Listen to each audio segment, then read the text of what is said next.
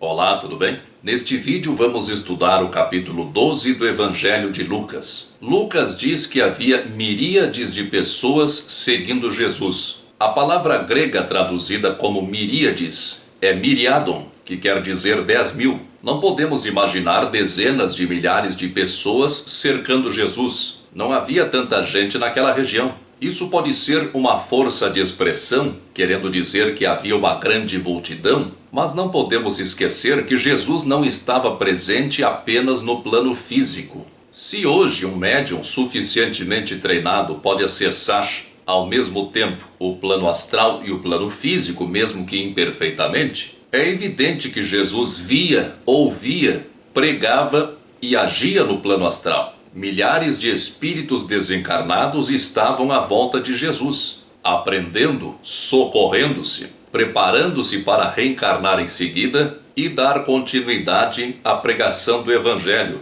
como foi o caso do cristianismo primitivo, em que o número de seguidores do Cristo cresceu rapidamente. Isso não aconteceu sem planejamento. Muitos espíritos dos mais diversos níveis evolutivos cercavam Jesus. Por isso a impressão relatada por Lucas de que se pisoteavam, de que andavam uns por cima dos outros. Jesus diz aos seus discípulos para que se cuidassem do fermento dos fariseus, que é a hipocrisia. Nada há encoberto que não haverá de ser revelado, nem escondido que não haverá de ser conhecido. Ao contrário, tudo quanto em treva dissestes será ouvido à luz. E o que falastes ao ouvido, nos quartos internos, será proclamado sobre os terraços. O fermento simboliza a desintegração, a corrupção, representa o estado íntimo de hipocrisia. A principal característica dos fariseus, apontada por Jesus, é a hipocrisia. É bom esclarecer que o significado original da palavra hipócrita é ator.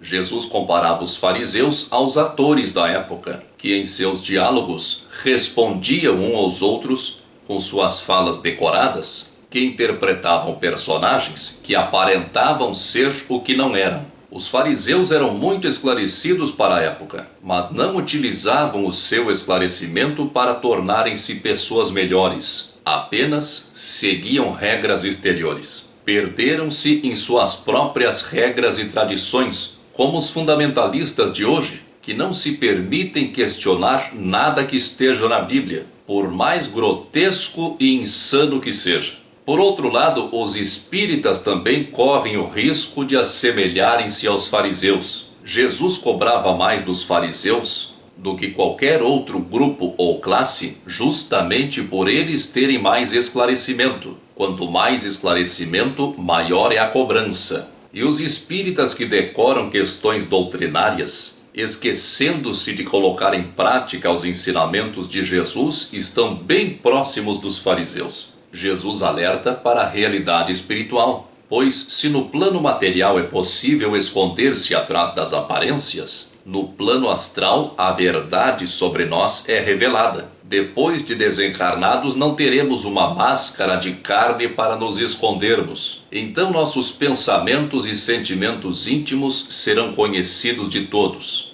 E o que falastes ao ouvido nos quartos internos será proclamado sobre os terraços. O terraço das casas israelitas era plano, podia-se andar sobre ele. Era o lugar mais em evidência para dizer alguma coisa aos vizinhos ou às pessoas que andavam nas ruas. O que foi dito em segredo será divulgado a todos. Isso tanto pode se referir às nossas fraquezas íntimas que serão conhecidas, como pode se referir aos segredos doutrinários, aos ensinamentos que Jesus passava aos seus discípulos mais próximos, que não eram propagados ao povo porque o povo não estava apto a compreender questões mais profundas. O que o Espiritismo ensina hoje abertamente, nos centros espíritas, nos livros, na internet, foi segredo de poucos durante séculos. Jesus nos disse que não poderia nos ensinar tudo, pois não suportaríamos. Não teríamos condições naquela ocasião para compreender a realidade espiritual. Mas hoje muitos de nós já estão preparados para isso. Maior, portanto, a nossa responsabilidade. Recomendo a você que você leia o capítulo 12 do Evangelho de Lucas para facilitar o entendimento deste estudo. Aqui embaixo tem o link da Bíblia Online. Jesus continua sua advertência, dizendo para não temermos aquele que pode matar o nosso corpo. Devemos temer quem tem autoridade de nos lançar no Geena.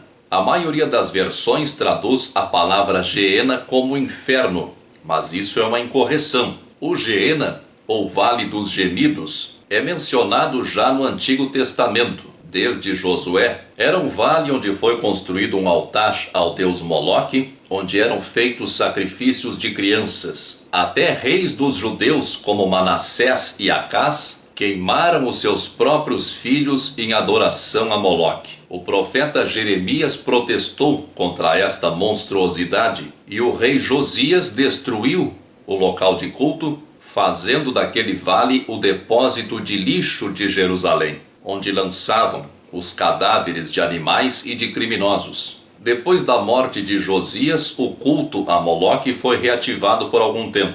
O gás, provavelmente metano, produzido pela deterioração do lixo, é que fazia o fogo manter-se aceso permanentemente. Assim surgiu o simbolismo do fogo que nunca se apaga, que foi utilizado para a figuração do inferno. É claro que devemos tratar de preservar a nossa vida, mas Jesus nos ensina que o corpo físico é perecível, mas o espírito é imortal. Quem pode nos mandar para o Geena, que hoje chamaríamos de umbral ou astral inferior, é o nosso subconsciente. Nosso subconsciente é a soma de tudo o que nós já pensamos, falamos ou fizemos em todas as nossas existências. É o que determina a nossa vibração. É o conteúdo do nosso subconsciente que sintoniza com os seus afins. Semelhante atrai semelhante, e as mentes perturbadas sintonizam umas com as outras, produzindo os seus Geenas temporários. Eu vos digo, todo aquele que se declarar por mim diante dos homens, também o Filho do Homem se declarará por ele diante dos anjos de Deus. Aquele que me negar diante dos homens, será negado diante dos anjos de Deus. Nesta tradução do Haroldo, temos todo aquele que se declarar por mim. Outras traduções oferecem confessar em vez de declarar. Todo aquele que me confessar diante dos homens. A palavra grega é homologese, de onde nós temos homologar, ou seja, confirmar, reconhecer. Quando se homologa um documento, por exemplo, se está confirmando, reconhecendo aquele documento como autêntico. Nós já vimos que o Filho do Homem é o nosso próximo estágio evolutivo, e sabemos que a palavra anjo quer dizer mensageiro. Anjo de Deus é o mensageiro de Deus, é o Espírito puro, que já se libertou da matéria e que superintende a evolução dos espíritos. Temos então que todo aquele que reconhece Jesus como modelo a ser seguido, se aproximará do estágio de Filho do Homem, recebendo dos mensageiros de Deus novas incumbências de acordo com o seu adiantamento conquistado. Mas aquele que não reconhecer o caminho indicado por Jesus como o caminho reto que leva a Deus, este será negado diante dos mensageiros de Deus. Terá que repetir uma trajetória semelhante, reencarnando com as mesmas incumbências, agravadas pela quebra no planejamento evolutivo dentro do grupo de espíritos com que evolui.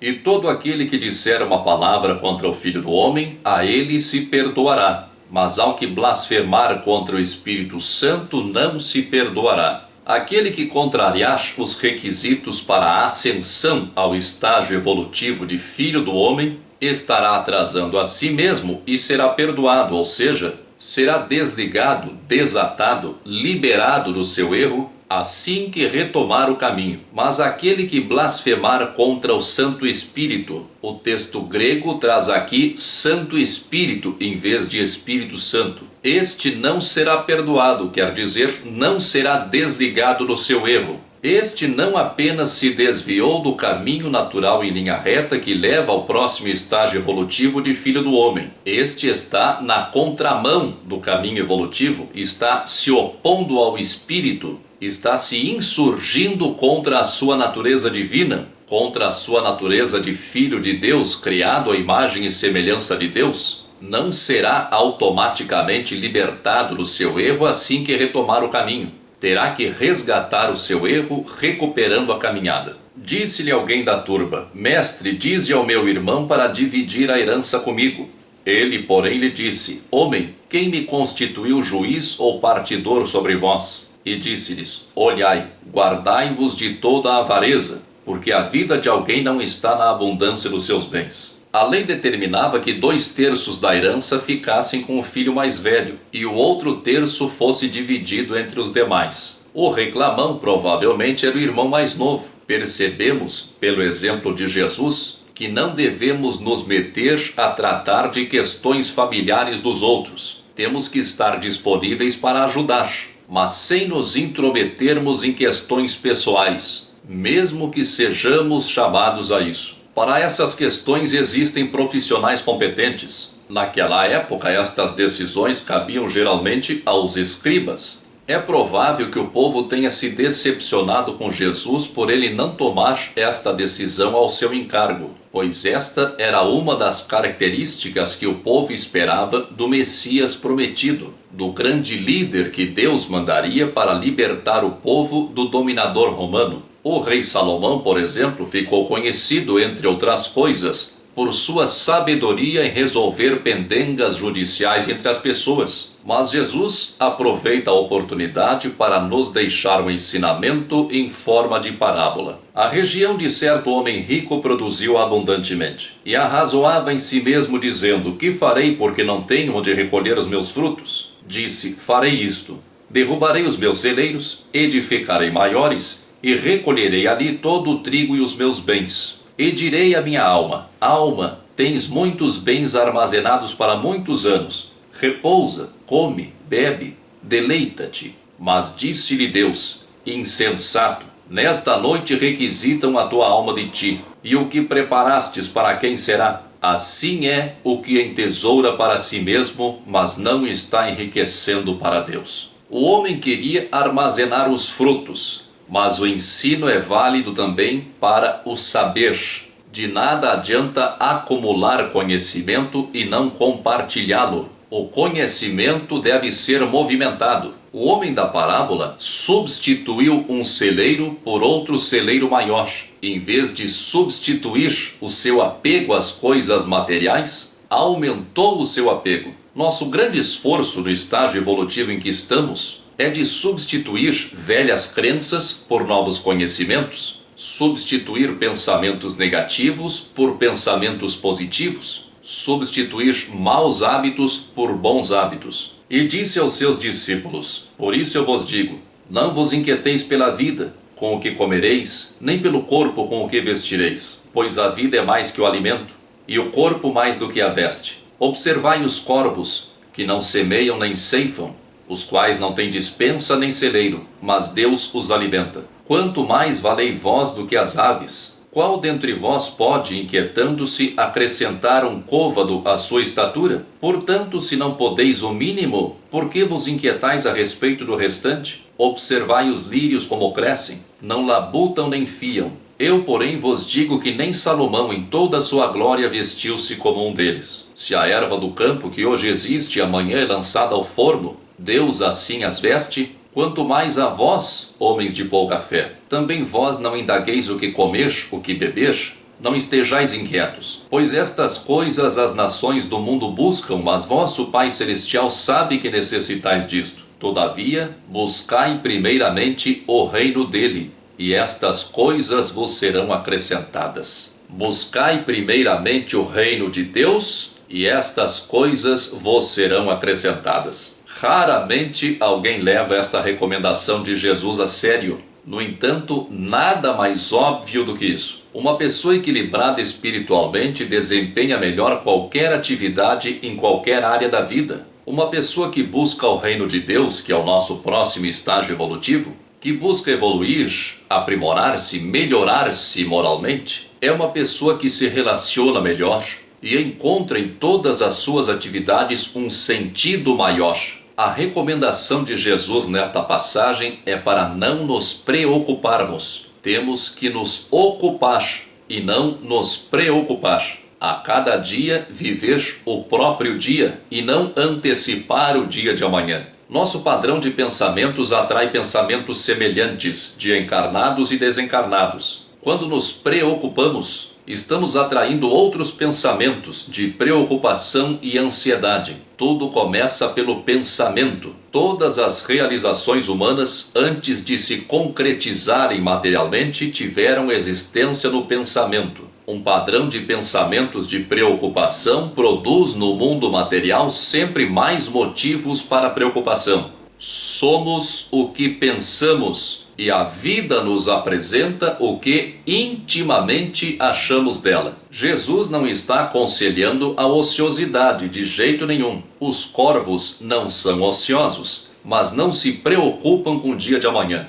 Vivem a cada dia o seu dia. Nós somos espírito e estamos na matéria. Tanto o espírito quanto a matéria vivem da vida de Deus. Nossa inteligência, nossas conquistas morais e intelectuais são o pouco que conseguimos captar da inteligência de Deus. A matéria de que dispomos, nosso corpo físico, nosso alimento, roupa, casa e todas as demais coisas materiais, são o pouco que utilizamos como um empréstimo do que também é de Deus. Nada do que é material é realmente nosso. Só levaremos conosco, quando desencarnarmos, nossos conhecimentos e experiências, nossas aquisições morais e intelectuais. Isto são qualidades de Deus que conseguimos incorporar à nossa individualidade e passam a fazer parte de nós. O homem da parábola, que destruiria os seus celeiros para construir outros maiores, estava tratando exclusivamente das coisas materiais que ficam no plano material, que não nos acompanham em nossa jornada espiritual. Não temais, pequeno rebanho, porque vosso Pai se compraz em vos dar o reino. Jesus está se referindo aos bilhões de espíritos encarnados e desencarnados que evoluem neste planeta e que estão confiados a Ele.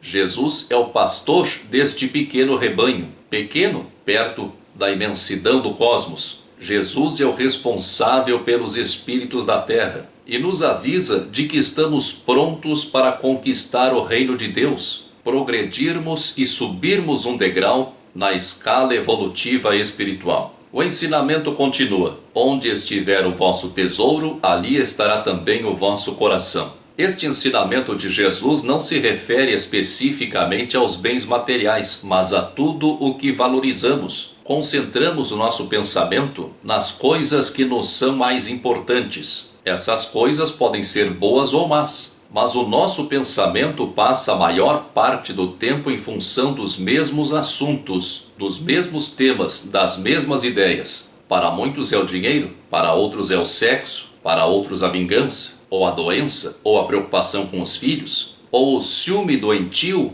ou a ambição profissional, ou o futebol, a política, a religião. Nosso tesouro é o pensamento. É o pensamento que determina quem somos hoje e quem seremos amanhã. E onde está o nosso pensamento, está o nosso coração. Não importa se o pensamento é bom ou mau, nosso coração o acompanha. Isso vale para todas as situações da nossa vida. Estejam cingidos os vossos quadris e acesas as candeias. Usava-se um cinto para prender melhor as vestes, que não tinham a praticidade das roupas que usamos hoje. Só se soltava o cinto para dormir, assim como só se apagava a candeia, que era a lâmpada da época, na hora de dormir. A recomendação de Jesus é que estejamos sempre vigilantes. Devemos estar permanentemente no controle dos nossos pensamentos. O corpo físico precisa de repouso, mas o espírito deve estar sempre desperto. Quem adquire o controle dos pensamentos no estado de vigília, quando estamos acordados, passa a ter controle sobre eles mesmo quando o corpo físico está dormindo. E sede semelhantes aos homens que aguardam o seu Senhor enquanto se retira das bodas, para que quando vier bater, logo lhe abram. Bem-aventurados aqueles servos a quem o Senhor encontrar vigiando quando vier. Amém vos digo que ele se cingirá, os fará reclinar à mesa, e passando ao lado deles os servirá. Também vós estejais preparados, porque na hora em que não pensais, vem o Filho do Homem. Muitos veem nestas palavras de Jesus a promessa da sua volta. Acreditam que Jesus vai voltar em pessoa. Acreditamos que ele esteja se referindo ao nosso próximo estágio evolutivo, que é o de Filho do Homem, o produto da evolução humana na Terra. Para viabilizarmos o nosso próprio progresso espiritual, a vigilância sobre os próprios pensamentos é imprescindível. O homem evoluído, que Jesus chama de filho do homem, deve servir e não esperar ser servido. O próprio Jesus, incalculavelmente maior do que nós, veio para nos servir, assim como um pastor serve ao seu rebanho. Pedro pergunta se esta parábola era para os discípulos ou se era dirigida a todos. Isso demonstra que Jesus não expunha os seus ensinamentos mais adiantados ao povo, pois o povo da época não tinha condições de compreender as verdades espirituais que hoje o Espiritismo disponibiliza a todos. Jesus disse mais tarde que teria muito mais a nos revelar, mas que não poderíamos suportar naquele tempo. Jesus responde à pergunta de Pedro ainda em forma de parábola. Jesus fala de um senhor que vai se ausentar e deixa um servo como mordomo, como responsável pelos seus outros servos. Se ele cuidar bem dos outros servos, será feliz. Mas se ele achar que o seu senhor vai demorar e abusar dos servos, cuidando apenas de comer, beber e embriagar-se, o seu senhor chegará inesperadamente e o castigará com muitos açoites, porque o mordomo sabia que a vontade do seu senhor era que cuidasse bem dos seus servos. Mas se ele não sabia da vontade do seu senhor, se o mordomo não sabia que o seu senhor queria que ele cuidasse bem dos seus servos, então o seu castigo será menor. Jesus completa dizendo: a todo aquele que muito for dado, muito lhe será cobrado, e ao que muito foi confiado, muito lhe será pedido. O que Jesus está dizendo é que a nossa responsabilidade é proporcional ao nosso conhecimento da verdade. O espírito que cuida bem dos outros é recompensado. O espírito que cuida mal dos outros será cobrado por isso. Essa cobrança será pequena se ele age sem conhecimento da verdade, mas a cobrança será grande se ele tiver conhecimento da verdade e mesmo assim agir contra a verdade. O Espiritismo proporciona conhecimentos que outras correntes de pensamento, religiosas ou não, não oferecem. Se somos mais esclarecidos, se nos julgamos mais esclarecidos, temos que estar cientes de que a nossa responsabilidade para com a nossa própria consciência é muito maior. Jesus disse numa outra ocasião que com a medida com que medirmos, seremos medidos. Nosso conhecimento espiritual nos amplia os horizontes, amplia a medida com que percebemos a realidade. Nossa responsabilidade é do tamanho da nossa percepção da realidade espiritual. Jesus, quando se refere ao mordomo abusado, diz que o Senhor o cortará em dois e colocará a porção dele com os infiéis, ou colocará a parte dele com os infiéis. A palavra grega é dikazô, de onde deriva a palavra dicotomia, que é separar em duas partes geralmente contrárias. É a separação rigorosa entre matéria e espírito. O espírito perde a oportunidade de elevação e de maior liberdade em relação à matéria, e como resultado de sua conduta materialista, fica temporariamente mais sujeito às dores resultantes do plano material. O simbolismo de Satanás ou diabo é exatamente este: o apego à matéria, a prisão às coisas materiais. O seu contrário é a espiritualização, a libertação da influência material. Jesus diz que não veio trazer paz à terra, mas divisão. Isso ocorre tanto dentro dos lares, em que há divisões por causa dos posicionamentos religiosos de cada um dos seus membros, como ocorre a divisão dentro das pessoas, a inquietação causada pelo início da conscientização, em que o espírito encarnado abandonou os velhos hábitos mentais, mas ainda não consolidou hábitos novos. Jesus aconselha que nos reconciliemos com os nossos adversários enquanto estamos no caminho, ou seja, enquanto estamos encarnados. A reencarnação é a oportunidade de nos reconciliarmos com antigos desafetos graças ao esquecimento temporário do passado. Se não nos reconciliarmos enquanto estamos encarnados, na linguagem figurada utilizada por Jesus, iremos para a prisão, e de lá não sairemos até que paguemos o último centavo. Fica demonstrado aqui que não há penas eternas. Não existe castigo eterno como pregam as religiões tradicionais. Se aquele que não se reconciliou com o seu adversário ficará preso até que pague o último centavo, ou seja, até que se reajuste com a lei de causa e efeito, quer dizer que depois de ele ter pago até o último centavo, ele será libertado. É o que Jesus diz. Muito obrigado por estudar junto comigo. Muita força e paz para você. Você já se inscreveu no meu canal? Aqui embaixo há o campo para você se inscrever. Se você gostou do vídeo, clique em gostei e compartilhe este vídeo nas redes sociais para que mais pessoas possam assisti-lo. Obrigado